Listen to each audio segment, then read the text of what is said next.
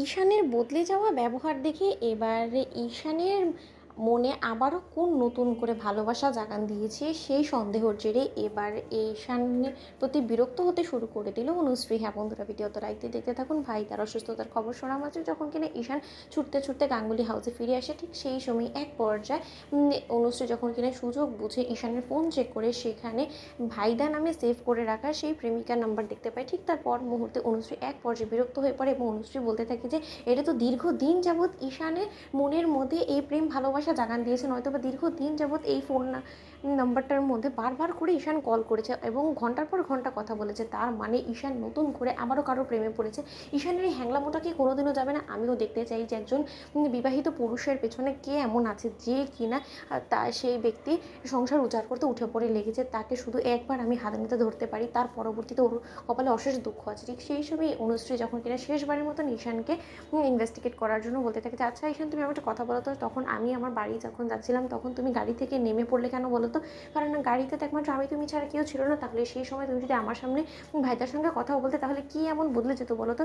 মূলত তুমি আমাকে একটা কথা বলো যে তুমি হয়তো বা কারো প্রেমে পড়েছো যার সঙ্গে কিনা তুমি ঘন্টার পর ঘন্টা কথা বলে যাচ্ছ এবং তোমার হয়তো বা ভয় করছো যে যদি তুমি আমার সামনে তার সঙ্গে কথা বলো তাহলে হয়তো বা তুমি আমার কাছে ধরা পড়ে যাবে। তোমার লজ্জা করে নেই যে তুমি তোমার স্ত্রীকে ধোকা দিচ্ছ, তুমি তোমার স্ত্রীর সঙ্গে বিশ্বাসঘাতকতা করছো, তুমি তো আমাকে ভালোবাসো এবং তুমি আমাকে এটা সবসময় বলে এসেছো যে তুমি আমাকে ছাড়া অন্য কাউকে ভালোবাসতে পারবে না এবং অন্য কাউকে জায়গা দিতে পারবে না। সেই তুমি আবার তোমার এই হ্যাংলামি পর্যায়ে চলে এসেছো। ঈশান, কেন তুমি এরকমটা করো বলো তো? ঠিক সেই সময় ঈশান যখন কিনা বলতে থাকে যে আমি তোমার মাথার দিব্যি খেয়ে বলছি আমার জীবনে তুমি ছাড়া অন্য কেউ আসতে পারবে না অনুশ্রী। ঠিক সেই সময় এ কথা বলে হাসতে হাসতে যখন কি ঈশান সেখান থেকে চলে যায়, ঠিক তারপর মুহূর্তে ক্ষুব্ধ অনুশ্রী যখন কিনা কিচেনে এসে এক পর্যায়ে রাগ ঝাড়তে থাকে। ঠিক সেই সময় কুসুম বলতে থাকে যে কী ব্যাপার অনুশ্রী, তোমার আবার কী হলো বলো তো? এদিকে ছোটো সাহেবের শরীর খারাপ, এর মাঝখানে তুমি আবার এরকম করে মুখ গোমরা করে এসেছো, কী হয়েছে? ঠিক সেই সময় কুসুম যখন কিনা বলতে থাকে যে ঈশান সাহেবের সঙ্গে ঝগড়া হয়েছে, এরকম স্বামী স্ত্রীর মধ্যে হয় অনুশ্রী। ঠিক সেই সময় অনুশ্রী বলতে থাকে যে শুধু যে ঝগড়া হতো স্বামী স্ত্রীর মধ্যে সেটাও আমি মেনে নিতে পারতাম, সেটা খুবই স্বাভাবিক, কিন্তু একবার ভেবে দেখেছো কুসুম যখন কিনা স্বামী স্ত্রীর মাঝখানে তৃতীয় কোনো ব্যক্তি চলে আসে যার সঙ্গে কিনা